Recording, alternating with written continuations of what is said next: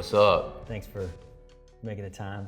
Appreciate it. It's all love. Dude, I'm gonna jump right in because let's go. Let's go to the deep end, all right? All right. So I'm struggling with even talking about racial reconciliation before talking about racial justice. Yes. When you said this earlier, when you talk about hundreds of years, going back to the 1600s, hundreds of years of injury, it's hard to, it's impossible, it's not even smart to talk about reconciliation when we haven't talked about justice, right?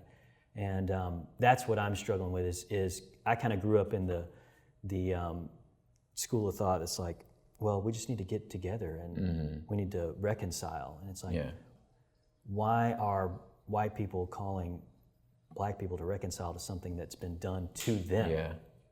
I'm struggling with that. Yeah. You get smacked in the face a million times and then the person says, okay, forgive me. Yeah. Let's Like, come back together. Yeah. What? I didn't do anything. Can you can my jaw heal first? Like, maybe can we address the fact that you slapped me in the jaw? Oh, no, it's in the past, Yeah, it's a frustrating topic. It's also like, in a lot of ways, you see posters, and this is gonna seem like shade, but it's like what we're talking about. You see posters all over America for 9/11, like never forget, remember the Alamo, like all this never forget, but forget about slavery, and that's in the past. Forget about sharecropping and Jim Crow and redlining and the war on drugs. Forget about that. That's in the past. Let's reconcile, but never forget 9/11. So it's just like, man, like how can we get to remember your injury but not mine? So yeah, it's a difficult conversation. But I think when a person is willing to like accept their own wrong, you know what I'm saying, and accept the fact that like. It's like when you're dealing with two kids, like when you're telling like a child, like this kid needs to apologize to that one. If you're going, I'm sorry, but you did this. It's like, well, you're not sorry then. Like, just own it with no strings attached. It is what it is. You were wrong, and take responsibility for your role in that. You know what I'm saying? And let the next person deal with theirs. Yeah. And so many, especially white people, have a hard time owning that. So let's just go through a little history. It shows that white people have benefited from hundreds of years of racism and racist systems in the U.S.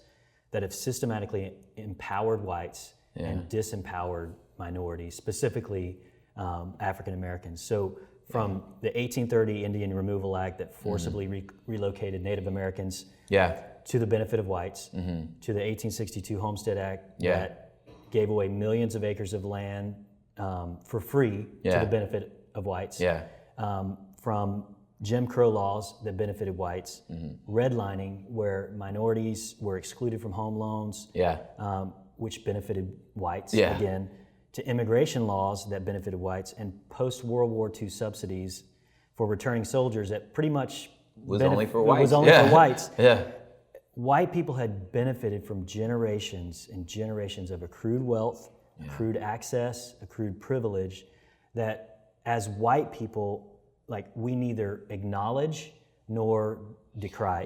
In fact, a recent Pew Research, the Pew Research Center recently came out with some data that showed that, estimated that white households are worth roughly, this is right now, not like 50 years ago, now, white households are worth roughly 20 times as much as black households.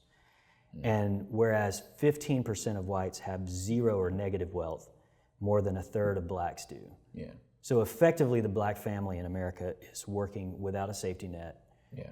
So when something happens, financial calamity, something, emergency or whatever, divorce, job loss, the fall is precipitous. So why do I have such a hard time convincing white people that this exists? It's a good question. I think in a number of ways, there's like this, the sociological concept of like racing to innocence, in the sense that like the idea is so ghastly that like I'm gonna do everything I can to like separate myself from that, because that's unthinkable to think that I've participated and somehow benefited in this thing. And I think that oftentimes when you talk about like the term privilege, like I think we're picturing two different things. You know what I'm saying? You're picturing the Hamptons, you know what I'm saying? And wealth, like, I don't need privilege. What are you talking about? You know what I mean? They're privileged, you know, but like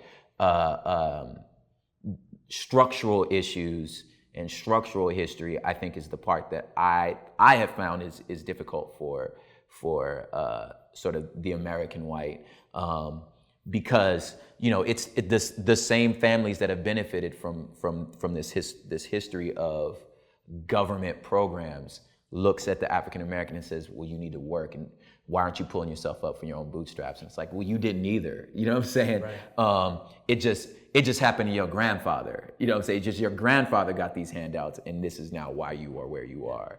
You know, so since it was 2 generations ago, you know, that short-term memory kind of kicks in. You know, so I think it has to do with that, or they're seeing their own like bank account, and they're like, man, I'm working just as hard as you are. You know, so I see that. I see the idea that, like,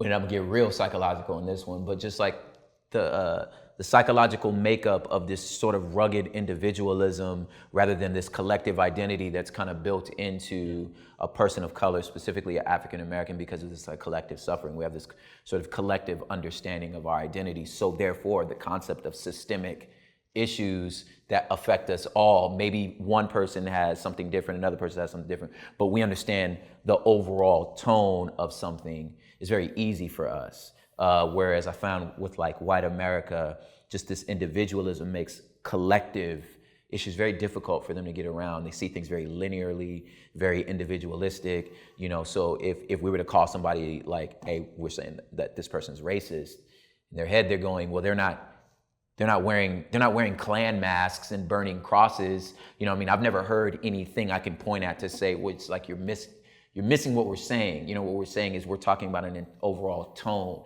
It's just like if you ask me if I love my wife and they say, well, how do I know you love your wife? Well, point at something. You bought her flowers, you know what I'm saying? Well, how do I know you love her? Well, it's like, well, it's an overall way that I carry myself with my spouse, you know what I'm saying? So if I say this person is racist or carries racist terms, it's like, I'm talking about an overall systemic tone of which how they carry themselves. So I think that becomes the kind of the hurdle is like see the macro. It's like climate versus weather. You know what I'm saying? Like if we're like, well, you know, the global warming's real. You know what I'm saying?